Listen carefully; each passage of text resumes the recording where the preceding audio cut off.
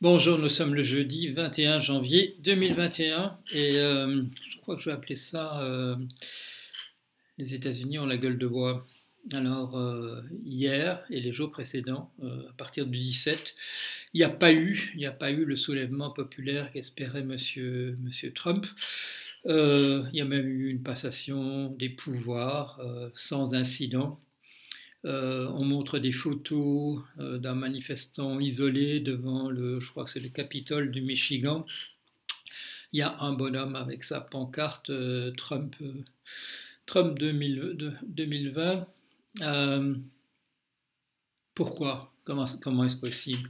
Comment est-ce possible avec ce qu'on avait vu le 6 janvier, la prise du Capitole par une foule de 6 à 8 000 personnes, avec une résistance relativement modeste du côté du service d'ordre qui devait empêcher ce qu'on a vu, l'annonce d'insurrection au niveau local dans les 50 États et la menace d'une disruption à proprement parler de l'inauguration hier. Et il ne s'est rien passé.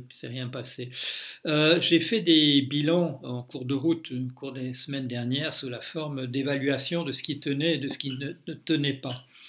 Je crois que j'ai même fait une vidéo qui s'appelait "Ce qui tient et ce qui ne tient pas", et ce qui résiste. Voilà, le bilan, c'était que le législatif n'avait pas tenu, l'exécutif non plus, il y avait que le judiciaire qui tenait, et il restait un test, est-ce que l'armée et la police vont tenir? Et là, mon pronostic, je vous le rappelle, n'était pas bon, parce que aux États-Unis, comme dans la plupart des pays, dans le rang des militaires et je ne sais pas de la calomnie que je vais faire, c'est l'observation, dans le rang des militaires et dans le rang de la police, la proportion de gens qui sont partisans, sympathisants d'idées d'extrême droite est plus grande que dans la moyenne de la population. C'est un milieu où les sympathies d'extrême droite sont plus marquées. Ce sont deux milieux où la sympathie envers les idées d'extrême droite sont plus marquées que dans le reste de la population. Voilà. Alors, donc le pronostic n'était pas bon. Il fallait maintenant que la police intervienne pour arrêter les émeutiers qu'on avait pu voir le 6 janvier, qu'on les inculpe non seulement d'avoir traversé une barrière qui était interdite, mais aussi éventuellement comme on a commencé à le faire, de sédition, passible d'une peine de 20 ans de prison. Et donc, comme je l'avais fait remarquer, quand on fait venir la garde nationale, qu'on fait venir 1000 personnes, où il y a peut-être 600, chiffre relativement, je dirais optimiste, 600 partisans de Trump, si on en fait venir 2000, il y aura 1200 et ainsi de suite. C'est ce que les mathématiciens appellent un processus purement linéaire. Voilà. Et donc, il ne s'est rien passé. On a vu hier, avant la cérémonie, on a vu ça sur des vidéos, des militaires, des officiers, passant en revue leurs troupes et leur rappelant dans des discours que ce qui allait se passer dans la journée, pour eux, n'était pas une question de sympathie personnelle pour telle ou telle opinion d'ordre politique, mais qu'ils étaient là pour défendre la Constitution, etc. Donc des rappels comme ça ont été jugés nécessaires. Voilà. Ce qui, en temps ordinaire, je suppose qu'on ne fait pas des grandes déclarations en rappelant aux forces de l'ordre qu'elles doivent se conduire de manière, je dirais, classique dans un cadre d'une démocratie de type particulier. Et donc ça a tenu hier. Je vous rappelle pourquoi l'exécutif ne tenait pas, parce que c'était les pouvoirs d'un président de la République comme celui des États-Unis sont en fait quasi régaliens. Et Trump avait pu mettre des gens en place qui vraiment à ses ordres. Il a encore pu voilà, au fur et à mesure que des gens faisaient défection ces jours récents, il nommait d'autres plus encore alignés sur lui à la place. Donc ça, c'était pas rassurant. Et du côté du législatif, il y avait donc cette catastrophe, si on veut, du point de vue d'une démocratie, que la majorité, la grande majorité, la quasi-totalité des représentants du peuple au Sénat et à l'Assemblée nationale, au Congrès du Parti républicain, restaient alignés comme un seul homme ou une seule femme derrière Trump. Bon. Le judiciaire tenait, voilà, y compris au niveau de la Cour suprême.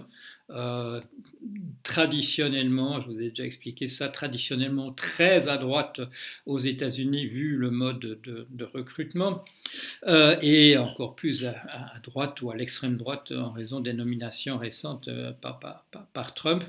Mais le vote, le suffrage universel à l'élection présidentielle a fait que l'écart était suffisamment grand entre le nombre de gens qui avaient voté pour Trump et ceux qui avaient voté pour Biden, 7 millions de voix, l'écart était suffisant pour que la Cour suprême n'ait pas eu à intervenir.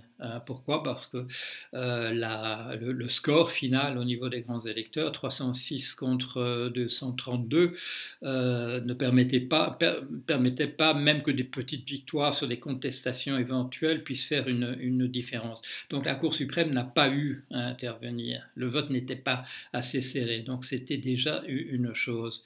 Ensuite, la police a commencé à intervenir dans des arrestations, comme je viens de dire. La justice a commencé à se mettre en branle pour faire passer devant elle, du moins, je dirais, dans un premier stade, un certain nombre de ces contestataires arrêter la main sur le fait. Et la police, donc la police et la justice ont tenu, si bien que la journée d'hier s'est passée sans anicroche. Mais il y a encore une chose à expliquer. Où sont restés tous ces gens surarmés, tous ces gens prêts à en découdre, les 40 ou à 45% de la population qui sont des gens qui sont d'accord en fait avec la façon de voir des choses de M. Donald Trump. Et là, pour analyser, je dirais, la partie qui reste à expliquer, je vais retourner à une réflexion que j'ai faite il y a un certain temps. C'était au moment où il y a eu une tentative justement de prise de Capitole. C'était dans le Michigan, par une milice. Ça a eu lieu il y a plusieurs mois. Ils ont essayé d'arrêter le gouverneur, et d'après ce qu'on a compris, il y aurait eu un jugement sommaire et une exécution dans le cadre de la représentation de ce groupe QAnon qui est très important dans les comment dire, en produisant un discours théorique, si on veut, ou idéologique à l'arrière-plan de Trump. C'est-à-dire que Trump allait produire un grand mouvement qui allait conduire à des arrestations massives de démocrates et des exécutions sommaires de démocrates. Et la remarque que j'avais faite à ce moment-là, j'avais dit... est-ce que c'est ça vraiment l'armée sur laquelle Trump compte?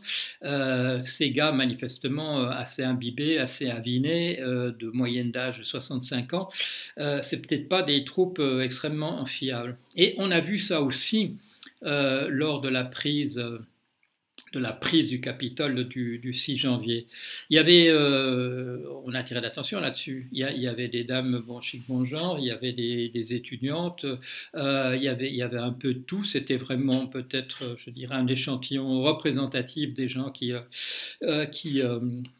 aiment Trump, mais parmi ceux qui pouvaient être véritablement des troupes, c'était la même bande de gens sur le retour, des bikers plus ou moins abîmés, avinés et imbibés, les mêmes qui m'avaient fait dire, si c'est ça les troupes de Trump, il n'ira pas très très loin. Et je crois que c'est ça qui s'est passé. C'est d'abord ça qui s'est passé en fait dans cette prise du Capitole. il y avait un certain nombre de gens là déterminés à pendre Pence à la demande du président, à la demande de Trump. Il avait demandé ça. Il n'a pas dit le mot pendre. Certains me disent qu'il n'a pas dit le mot pendre, mais tout le monde avait compris. Quand il disait il faudra lui faire payer, etc., il y avait des gens qui scandaient à l'arrière-plan pendons-le, pendons-le. Donc il n'y avait pas de malentendu. Et il y avait des gens qui étaient déterminés à tuer Nancy Pelosi, là, donc la chef de file des démocrates au Parlement. Et ça n'a pas eu lieu. Ça n'a pas eu lieu. Alors, pourquoi est-ce que ça n'a pas eu lieu? Parce qu'en fait, on a compris qu'un certain nombre de gens avaient fait en sorte que le service d'ordre ne soit pas à la hauteur. Quand il y a eu des appels de l'intérieur à ce qu'on envoie la garde nationale, un certain nombre de complices de Trump ont fait la sourde oreille, n'ont pas soulevé le récepteur du téléphone, etc. Ça a traîné, ça a traîné, ça a traîné. Et finalement, ces gars qui faisaient le coup d'État, ils ont fini par être délogés plusieurs heures plus tard par la garde nationale qui a fini par venir, celle de l'État de Virginie, pas des gens qui étaient de manière directe associés au district de Columbia, comme on dit, c'est-à-dire la ville de Washington, qui a un statut tout à fait spécial. Évidemment, elle est entourée d'États qui ont eu des gardes nationales, et donc les gardes nationales viendra nécessairement d'autre part que le district de Columbia. Mais bon, c'est des gens qui venaient quand même d'une certaine distance, ça a pris du temps, et finalement, ce sont ces gardes nationales qui n'ont pas arrêté, mais qui ont repoussé ces émeutiers, qui, eux, n'étaient pas arrivés à pendre Pence, qui n'étaient pas arrivés à trouver Pelosi et à l'exécuter sommairement. C'est-à-dire qu'en fait, ces gens échouaient. Quand la garde nationale est arrivée sur place, elle a essentiellement constaté l'échec de la tentative de coup d'État. Et je crois que c'est comme ça qu'il faut l'analyser maintenant.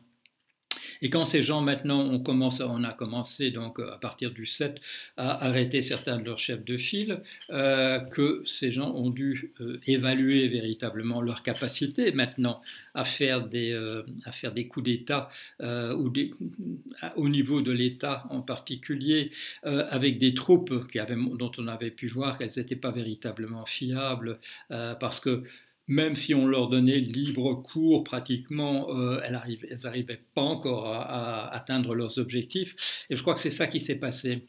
Qu'est-ce qu'on a vu? In fine, on a vu que les troupes de Trump, c'était bien ce qu'on savait. C'était bien les laissés pour compte de la société. C'était bien les victimes des opiacés. C'était bien les gens qui sont alcooliques au dernier degré. C'est bien les laissés pour compte. C'était bien eux.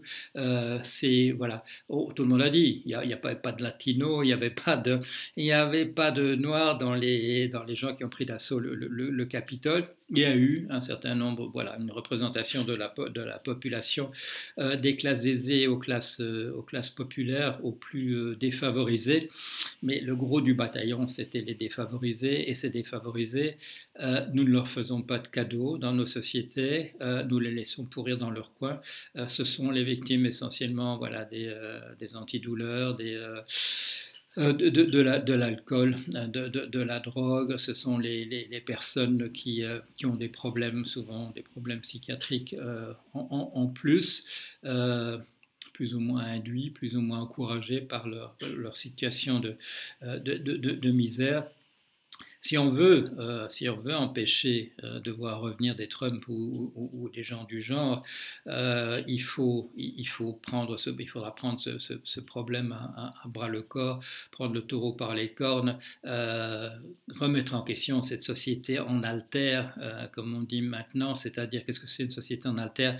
C'est une société où il y a des très très pauvres qui font une grosse boule à un bout et où il y a beaucoup de riches qui bénéficient du numérique, qui deviennent de plus en plus riches quand il y a une pandémie, ils travaillent de la maison, ils dépensent moins en pétrole, en essence, c'est plus efficace, l'entreprise ne doit pas payer des loyers et ainsi de suite. Et ça grossit encore de ce côté-là. Il y a deux grosses boules et entre les deux, il n'y a plus rien. La classe moyenne, c'est une tige qui devient de plus en plus mince. C'est à ça qu'il faut que nos sociétés s'en prennent. Et ils s'en rendent compte.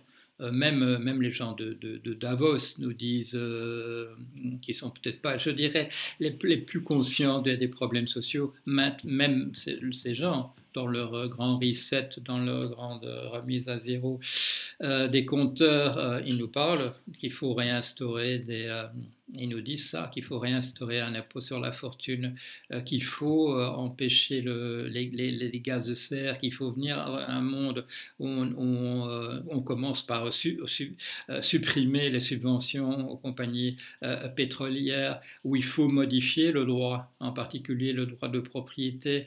Il faut cesser de mettre la concurrence à l'avant-plan.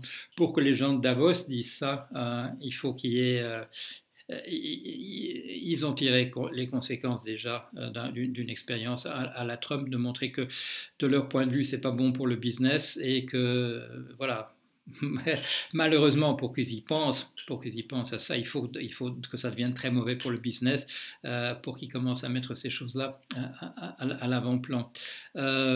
Ça ne veut pas dire qu'il ne faut pas les écouter parce qu'ils parlent de l'endroit d'où ils parlent, parce que faire changer les choses, il faut qu'il y ait le maximum de gens qui se mettent ensemble.